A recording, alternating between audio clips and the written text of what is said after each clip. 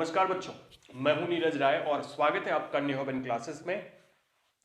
आज की वीडियो में मैं एक ऐसे टॉपिक के बारे में बात करने वाला हूं जो टॉपिक इंटर और हाई स्कूल दोनों के लिए इम्पोर्टेंट है।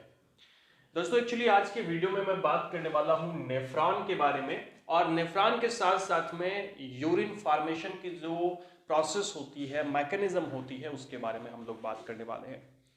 तो यहाँ पे अगर सबसे पहले देखें तो ये आपकी नेफ्रॉन की संरचना है। बड़ी उलझी सी संरचना होती है, बुक में शायद आपको ना समझ में आए, यहाँ पे आप ध्यान से देखेंगे तो आपको चीजें समझ में आएंगी बहुत आसान से।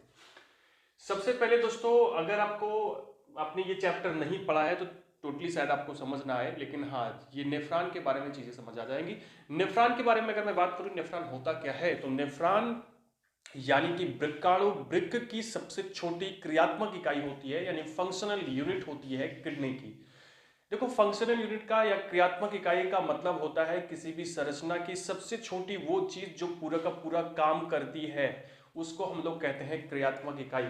यानी कि अगर यूरिन फॉर्मेशन, अगर आपसे पूछा जाए किडनी का क्या काम होता है, तो आप ये कहेंगे कि किडनी जो है, वृक्क जो है, वो यूरिन को बनाता है, रक्त को यानी कि ब्लड को फिल्टर करके। तो अभी आपने बोला कि किडनी ये काम करता है, बट किडनी के अंदर में कौन सी सबसे छोटी चीज होती है जो ये वाला काम करती है, तो वो होती है नेफ्रॉन नालिका, यानी कि आपकी जो ये वृक्काणु होती है। ये नेफ्रॉन नालिका के बारे में अगर हम बात करें तो इसके मुख्य रूप से होते हैं 5 भाग, 1, 2, 3, 4 और 5, ये 5 भाग। सबसे पहला जो हंसिया के आकार का, इस तरह से कॉमा के आकार का दिख रहा है, इस वाले भाग को हम लोग बोलते हैं बोमेन कैप्सूल।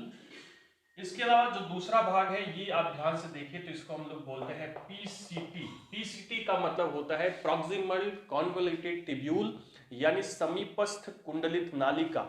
ध्यान से देखिए, ये वाला जो है ये मेन पार्ट होता है किसका, नेफ्रॉन का। अब इसी को आधार बना करके बाकी इसके भाग का नाम दिया गया। देखिए, बोमेन्स कैप्सूल जो है, ये बोमेन कैप्सूल, ये वाला भाग, इसके पास में नेफ्रॉन का जो कुंडलित भाग है उसको कहते हैं समीपस्थ, यानी समीप, और कुंडलित मतलब होता है घुमावदार। देखिए ये कुंडलित, ठीक है, और ये एक ट्यूब है, नालिका है, तो इसका नाम दिया गया पीसीटी, यानी प्रॉक्सिमल कॉन्वोल्यूटेड ट्यूब्यूल, यानी समीपस्थ कुंडलित नालिका। इसका तीसरा भाग जो है ये यू के आकार का है, इसको हम लोग कहते हैं हेनले लूप, ठीक है। और फिर ये चौथा वाला जो भाग ये आप देख रहे हैं, क्योंकि ये भी कुंडलित है और यानी कि ये ऐसे ऐठा हुआ है और बोमेन कैप्सूल से दूर है, तो इसको बोलते हैं दूरस्थ, यानी दूर है, तो दूरस्थ कुंडलित नालिका, यानी कि डिजिटल, डिजिटल नहीं होता, digital, DISTAL, digital convoluted tubule, ठीक है। तो ये कहने का मतलब इसका चौथा भाग हो गया। और पांचवा जो सबसे लास्ट भाग होता है, ये यहाँ पे जितनी भी यूरिन बनती है इसको इकट्ठा करता है, इकट्ठा करके यूरेटर के माध्यम से यूरिनरी ब्लैडर में पहुंचाता है। इसको हम लोग बोलते हैं क्या, कलेक्टिंग डक्ट, यानी कि एकत्र नालिका, इसको हम लोग बोलते हैं कलेक्टिंग डक्ट। यानी इस आपके वृक्क के 5 भाग, वृक्काणु यानी कि नेफ्रॉन के कितने भाग हो गए, 5 भाग हो गए। इस वीडियो का जो फोकस है दोस्तों, वो मेनली हमने किया है यूरिन फॉर्मेशन के ऊपर, क्योंकि यूरिन फॉर्मेशन यानी मूत्र के निर्माण की जो प्रक्रिया है वो क्वेश्चन पूछा जाता है। तो यूरिन फॉर्मेशन की जो प्रक्रिया है दोस्तों, वो 3 चरणों में पूरी होती है, 3 स्टेप में पूरी होती है। पहले स्टेप को हम लोग कहते हैं अल्ट्रा फिल्ट्रेशन, यानी हिंदी में बोले तो परानिस्यंदन। क्या, परानिस्यंदन। दूसरी होती है सिलेक्टिव रीअब्जॉर्प्शन और तीसरी होती है सिक्रीशन। हिंदी में बोले तो परानिस्यंदन, चयनात्मक पुनरावशोषण, और सिक्रीशन को हम लोग क्या कहते हैं, तो इसको कहते हैं श्रावण, ठीक है। तो ये 3 प्रक्रिया के थ्रू आपकी यूरिन बनती है। और यूरिन बनती कहां से है, तो यूरिन बनती है खून के छनने से। जब खून आपका छन जाता है तो यूरिन का निर्माण हो जाता है, ठीक है। खून को छान करके उसी से बेकार वाले पदार्थ उनको बाहर निकाला जाता है। अभी यहाँ पे मैं बात करूं कि ये जो तीनों प्रक्रियाएं होती हैं ये होती क्या है ना, कि परानिस्यंदन क्या होता है और ये कहाँ होता है। दोस्तों, परानिस्यंदन मुख्य रूप से होता है बोमेन कैप्सूल्स में। यहाँ पे ध्यान से देखिए, ये वाली नालिका थी और ये जो हल्का सा पिंक कलर का आपको दिख रहा है, ये ब्लड वेसल्स है। ये ब्लड वेसल्स यहाँ पे ऐसे घुमाव है बहुत ज्यादा, इसको हम लोग ग्लोमेरुलस कहते हैं। बाकी ये ब्लड वेसल्स ऐसे आगे जाती हैं और ये बिल्कुल चिपकी होती है, किससे? पूरी नेफ्रॉन से चिपकी होती है, हमेशा दूर दूर बना है लेकिन ये नेफ्रॉन से चिपकी होती है, ठीक है। अभी यहाँ पे देखो होता क्या है, यहाँ से खून आता है, यहाँ पे अंदर जाता है, तो यहाँ पे बहुत देर तक खून रुकता है। तो जितनी देर रुकता है थोड़ा थोड़ा फिल्ट्रेशन, थोड़ा थोड़ा रिश्ता रहता है विशरण की प्रक्रिया के द्वारा। तो और भी बहुत सारी इसमें एक्टिव, इसमें सक्रिय विशरण होता है, बहुत सारी डिफ्यूजन जिसको हम लोग बोलते हैं। ऐसी बहुत सारी प्रक्रिया के थ्रू क्या होता है कि ये इस तरह से आगे बढ़ता है। और यहाँ पे जो छनने की प्रक्रिया है, यानी बोमेन कैप्सूल में जो ब्लड के छनने की प्रक्रिया है, इसको हम लोग कहते हैं परानिस्यंदन। क्या बोलते हैं? परानिस्यंदन। बात समझ में आ रही है मेरी? परानिस्यंदन और निस्यंदन में क्या अंतर है? निस्यंदन में छोटी चीजें बड़ी चीजें अलग होती है। परानिस्यंदन का मतलब होता है कि जो भी इंपॉर्टेंट चीजें होती हैं वो बाहर नहीं जाएंगी, और जो भी अनावश्यक चीजें हैं केवल वो ही बाहर जाएंगी। यानी यहाँ खून आता है दूषित वाला, यहाँ पे बहुत देर तक रहता है, फिर यहाँ से निकल जाता है। जब निकलता है तो इस वाले ब्लड वेसल्स में, यानी कि इफरेंट इसको हम लोग बोलते हैं, इसको एफरेंट बोलते हैं। तो ये जो बाहर खून निकल रहा है, यहाँ पर जितने भी उत्सर्जी पदार्थ होंगे वो नहीं होंगे, केवल कुछ अगर छूट गए हैं तो वही होंगे। बात समझ में आई?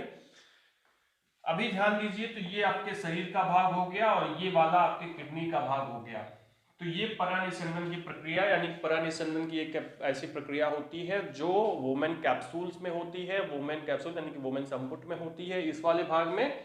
और इस प्रक्रिया में जितने भी उत्सर्जी पदार्थ होते हैं वो ग्लोमेरुलस से निकल करके कहाँ पहुंच जाते हैं? नेफ्रॉन में पहुंच जाते हैं, ठीक है। और ये प्रक्रिया परानिस्यंदन कहलाती है। और यहाँ पे जो भी फिल्ट्रेट आएगा उसको हम लोग फिल्ट्रेट बोलेंगे या निस्यंद बोलेंगे। और ये निस्यंद जो होगा ये फालतू वाली चीजें होती हैं, यानी उत्सर्जी पदार्थ होती है। फिर यही निस्यंद से आगे बढ़ता बढ़ता बढ़ता बढ़ता बढ़ता बढ़ता जाएगा और कलेक्टिंग डक्ट से होता हुआ आपके यूरिनरी ब्लैडर में चला जाएगा। लेकिन अभी दो प्रक्रियाएं उसके साथ और घटित होंगी, और वो कौन कौन सी हैं? Selective reabsorption and secretion. ध्यान से सुनिए और सोचिए। सेलेक्टिव रीअब्जॉर्प्शन यानी चयनात्मक पुनरावशोषण, यानी सबसे पहले क्या किया कि आपके शरीर ने जितना भी उत्सर्जी पदार्थ था उसको अपने से निकाला, और निकाल के किसमें डाल दिया? नेफ्रॉन में डाल दिया। अभी ये हो गई परानिस्यंदन। उसने नहीं देखा, कुछ नहीं देखा, बस सारा इसे उठा के डाल दिया, ठीक है। उसे लगा कि हाँ उत्सर्जी पदार्थ है। सेलेक्टिव रीअब्जॉर्प्शन का मतलब होता है, रीअब्जॉर्प्शन का मतलब दोबारा से अवशोषित कर लेना। बात समझ में आ रही है? दोबारा से अवशोषित कर लेना। ये एक ऐसी प्रक्रिया है दोस्तों जिसमें हमारा शरीर, ये जो निस्यंद है, इस निस्यंद में से कुछ पदार्थों को अपने अंदर दोबारा से अवशोषित कर लेता है, ये देख करके कि इसको बाहर नहीं किया जा सकता था। जैसे मान लीजिए ग्लूकोज चला गया है, जैसे मान लीजिए कोई दूसरे केमिकल्स जो आपके शरीर के लिए इंपॉर्टेंट है, कोई हार्मोन है, कोई केमिकल है, कोई एंजाइम है, तो उसको, या कि वाटर है, पानी है, तो उसको क्या करता है? ये अपने अंदर खींच लेता है। कौन खींच लेता है? आपका शरीर नेफ्रॉन से आपका शरीर ले लेता है दोबारा से। यानी कि अगर मैं बात करूं सिलेक्टिव रीअब्जॉर्प्शन की प्रक्रिया का, तो एक ऐसी प्रक्रिया है जिसमें जो भी चीजें ऐसी छनी होती हैं जो हमारे शरीर के लिए इंपॉर्टेंट होती हैं, हमारा शरीर उसे दोबारा से अवशोषित कर लेता है। कहां से अवशोषित करता है? नेफ्रॉन से करता है। मेरी बात समझ में आ रही है ना? तो उसको हम लोग कहते हैं चयनात्मक पुनरावशोषण, सेलेक्टिव रीअब्जॉर्प्शन। आई थिंक आपको समझ में आया होगा, ठीक है। फिर यहां से मान लीजिए अवशोषित हो गई। अच्छा, ये प्रक्रिया होती क्या है? कि ये हर जगह होती है, यानी कि इस वाले पर भाग को छोड़ दिया जाए, वोमेन कैप्सूल को छोड़ दिया जाए, बाकी जितने भी भाग होते हैं वहां से ये प्रक्रिया होती है, कहीं भी हो सकती है, ठीक है। फिर हम आगे बढ़ते हैं। दूसरी जो प्रक्रिया, सिक्रीशन का मतलब क्या होता है? तो जैसा कि वो में जैसे परानिस्यंदन होता था जिसमें खून से निकल करके सारी चीजें जाती थी कहां पे? आपके नेफ्रॉन में। वही प्रक्रिया होती है सिक्रीशन। लेकिन अगर ये प्रक्रिया वोमेन संपुट, वोमेन कैप्सूल में ना हो करके बाकी कहीं और होती है, तो उसको हम लोग कहते हैं सिक्रीशन यानी श्रावण। यानी कि हमारा शरीर, ऐसी बहुत सारी चीजें होती हैं जो परानिस्यंदन यानी अल्ट्रा फिल्ट्रेशन में नहीं छन पाती हैं और हमारे खून में ही रह जाती हैं। तो हमारा शरीर उन पदार्थों को, जैसे यूरिया, यूरिक एसिड, या ऐसी कुछ चीजें जैसे दवाएं हैं, मेडिसिन हैं, जो यहाँ पे नहीं छन पाई थी, उसको नेफ्रॉन के किसी दूसरे भाग में हमारा शरीर ब्लड से निकाल करके, खून से निकाल करके नेफ्रॉन में डाल देता है। ये प्रक्रिया कहलाती है सिक्रीशन यानी स्रावण। बात समझ में आ गई?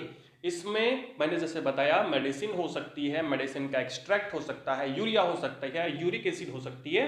तो इनको यही अगर ये खून से निकल करके दोबारा से आपके नेफ्रॉन में चले जाते हैं तो that is known as a secretion. इसको हम लोग क्या कहते हैं? सिक्रीशन। यानी ये 3 प्रक्रियाएं हो गई। इसके बाद जो भी चीज यहाँ पे बचती है वो कलेक्टिंग डक्ट से होती हुई यूरिनरी ब्लैडर में चली जाती है, यूरेटर से होती हुई। ठीक है, तो आई थिंक ये चीज आपको समझ में आई होगी कि एक्चुअली यूरिन फॉर्मेशन की जो प्रक्रिया है जिसमें ultra filtration, selective resorption, secretion, ये तीनों चीजें आती हैं, ये कैसे यूरिन का निर्माण करती हैं। मेरे हिसाब से आपको समझ में आया होगा। अगर आप कुछ चीजें समझ में नहीं आई है, कोई प्रॉब्लम है, तो आप कमेंट बॉक्स खाली है, वहां पे जरूर बताइएगा। जो भी आपकी क्वेरी होगी, जो भी आपको समस्या होगी, वो आपको जरूर बताई जाएगी। दोस्तों ये वाला जो वीडियो है ये आपके परीक्षा के व्यू से, एग्जाम के व्यू से बहुत इंपॉर्टेंट हो सकता है। तो वीडियो को अगर आपने पूरा देखा है तो बहुत बहुत धन्यवाद। मिलते हैं नेक्स्ट वीडियो में।